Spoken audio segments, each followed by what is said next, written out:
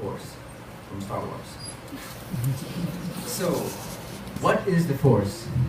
Is a question that has been asked countless times since time began and has been known by endless different names. Looking back at my project, there were moments when I would stop typing, step back and think, wow, this looks absolutely insane. Or rather close to it, I am absolutely insane. But then I took another moment to step back and think again, really think about what I was doing, and well, it began to make perfect sense. Normally, I'm a skeptic of anything and everything. I have to measure and weigh the merits of everything I learn, whether it be from my smart books, my smart teachers, or of course my very supportive and loving smart parents. But when it comes to the paranormal, the supernatural, the unexplainable, it's a different case altogether. I never give a second thought to question or even doubt if it's true. But in order for you all to understand where this mindset is coming from, I have to go back to where my journey first began. So ever since I can remember, I was fascinated by Star Wars.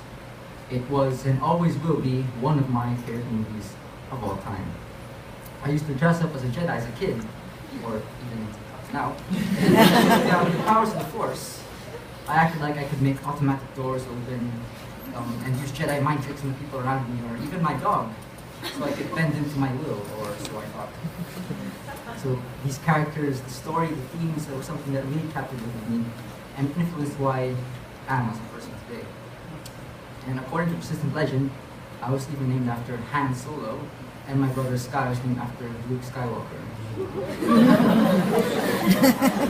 Since I grew up in Star Wars movies, it was always a childhood dream of mine to become a Jedi Knight and to possess all that they are and represent.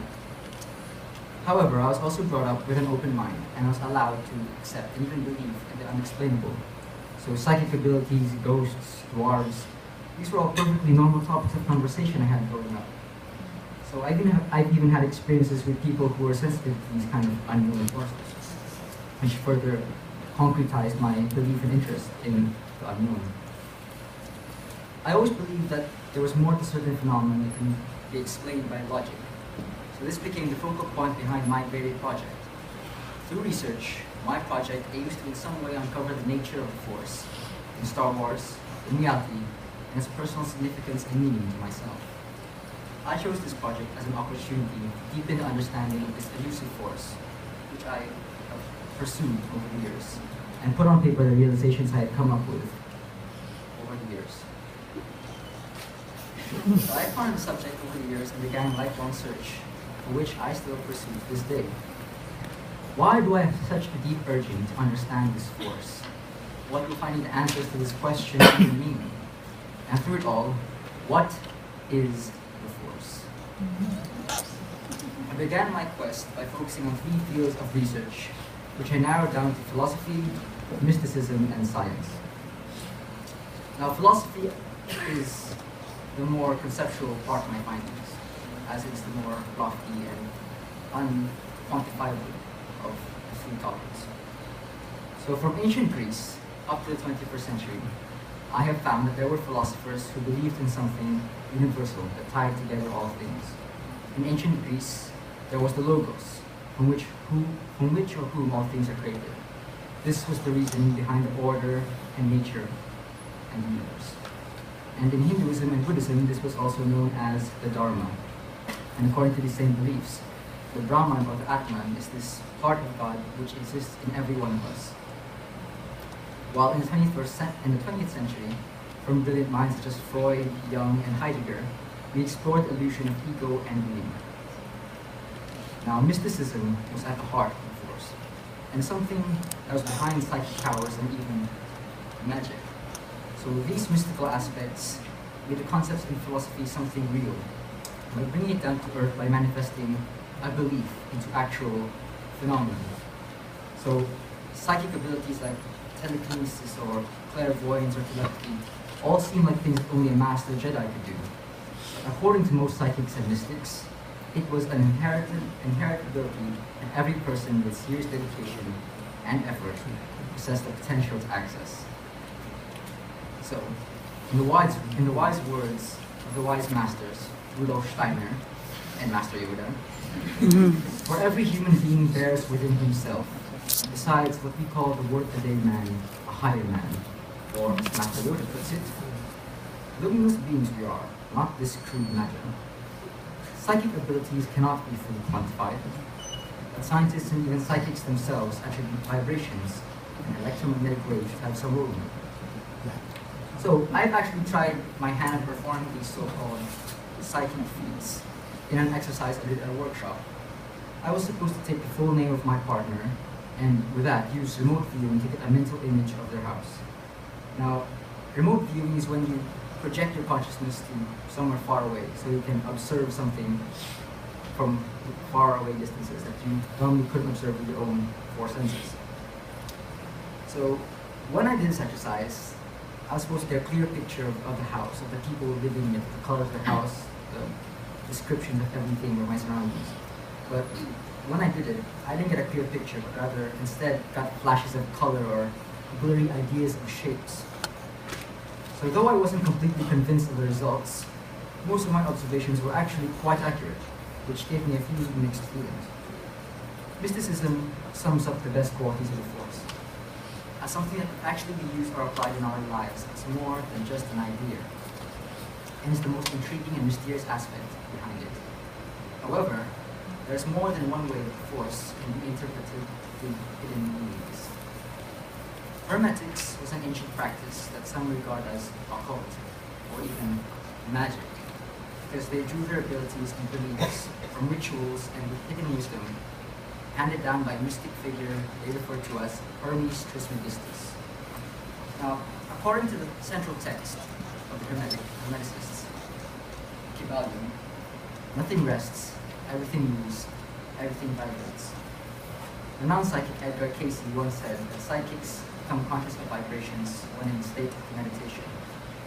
And the basics of science also state that energy is generated by rapid vibration. And the Hermeticists even say that at the highest point of vibration of the all, the definition of an all-encompassing entity of which we are all a part of. So as the years progressed, science slowly began to cross paths with the mystical, as connections and similarities between new scientific findings and ancient wisdom began to surface. So orgon, what was in older times known as chi or prana, was rediscovered in 1953 by German psychoanalyst Wilhelm Reich. Now Reich believed it to be a sexually powered force that was present everywhere, hence the term orgon from the word orgasm. And he went around marketing it as a way to cure illnesses, relieve emotional stress, and, well, of course, improve male potency. He also developed a contraption called a cloudbuster, which he claimed could, and actually did, cause it to rain. So, like most genius minds, Reich died alone, ridiculed, and poor in a prison cell. After Reich's experiments and discoveries, quantum physics came closer in recent years to reconciling reality with mystical ideas. Now, I won't go to the technical aspects of quantum physics, other than to say that it's widely accepted by the scientific community. So, in simplest terms, quantum physics works on another dimension, another plane of reality that interweaves with our own. One of the more profound and controversial theories to emerge is the theory of quantum consciousness, or the orchestrated objective reduction, or ORC model. So this theory claims that our consciousness was not derived from the brain itself, but rather influenced or projected on a quantum level. Now, if that still sounds complicated, I will put it in simpler terms. So, if any of you have not yet fallen asleep from boredom, then I will assume that you are awake and conscious, watching me here on stage with your eyes and listening to me with your ears.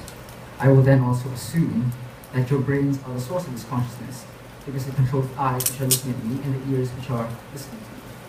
But what if it's not your brain from which emanates consciousness, but from somewhere beyond? Now, this is a theory that was put forward by Roger Penrose and Stuart Hammerung, a physicist and an anesthesiologist. Now, they believe that this theory was scientifically provable. And so Penrose conducted an experiment where he allowed a mouse to run through a maze. He then dissected the mouse's brain several times until almost nothing was left, until maybe 1/10 of a portion of his brain was left. And still, the mouse was still able to find its way through the maze. We then had to deduce that the mouse's ability to run the course of the maze was not in the function of its brain, but rather a directed consciousness projected from quantum dimension. So as you can see, it is as if the universe is talking or speaking to us. And science sort of bridges this gap with mysticism, making the force more believable. But in some way it takes away the magic of the force by humanizing, measuring, and dissecting it to fit into the framework of scientific research. What we accept to be believable.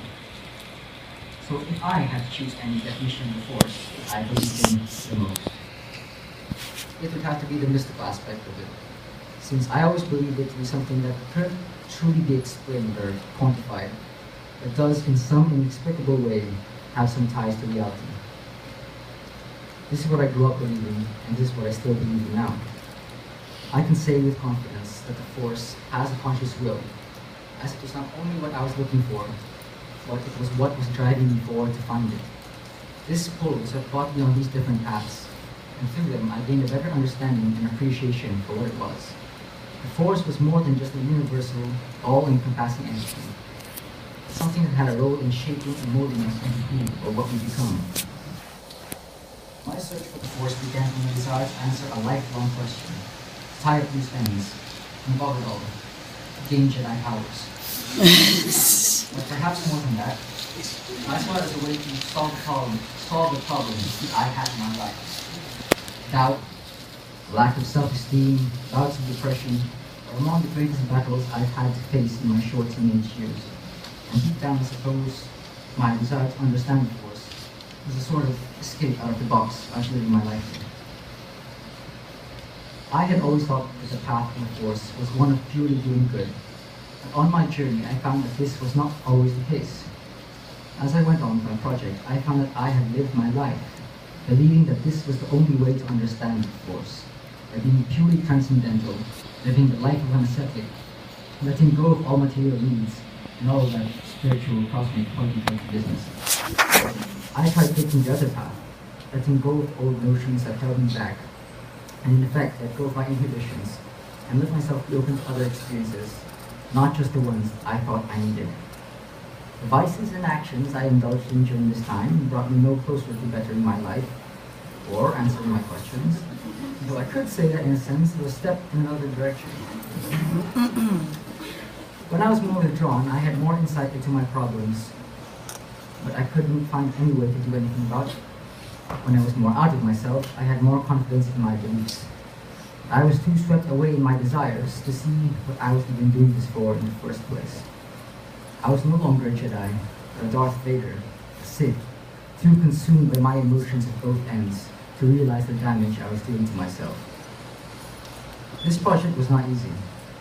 I was never one to connect with or express my feelings, usually burning them or running away from them instead of facing them. Until it came to a point that I had to face the truth for the sake of my project. My project has made me awake. All these things that I was asleep to before. Many people go through their waking lives asleep, and I hope not to be one of them. There were many times when my beliefs was called into question. When I tried my hand at experiencing firsthand harnessing the force to tap into my latent psychic abilities, I was somewhat disappointed by the results. For something that's supposed to come so naturally, I had a hard time performing these psychic feats or even meditating. I believed, or maybe wanted to believe it more than anyone. And why couldn't I do it? I was too much in my thinking that I never closely examined how I felt about it, whether I truly believed that the force existed, or if I only wanted to believe it was true. Maybe I was so used to it being normal that it no longer felt strange. Many times I felt that the answer was staring me in the face, but the closer I got to it, the more it escaped my grasp. It was frustrating to see myself trying to find an answer, yet never even coming close, especially as the project deadline grew ever closer. I realized that if I wanted to truly understand it, I had to realize the same about myself. If the force was truly a part of who I am, then I should first understand it, or myself, before I could understand the force itself.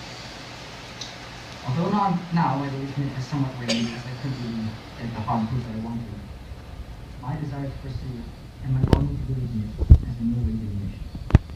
I can't say that I found all the answers to my questions, but I can't say that I haven't learned anything from this experience either. At the end, I may have experienced any epiphanies or mind-shattering revelations that have changed the entire way I live my life. But I can say that the journey, the choices and paths I've taken, have taught me more than I can hope to describe. The important thing is to be awake,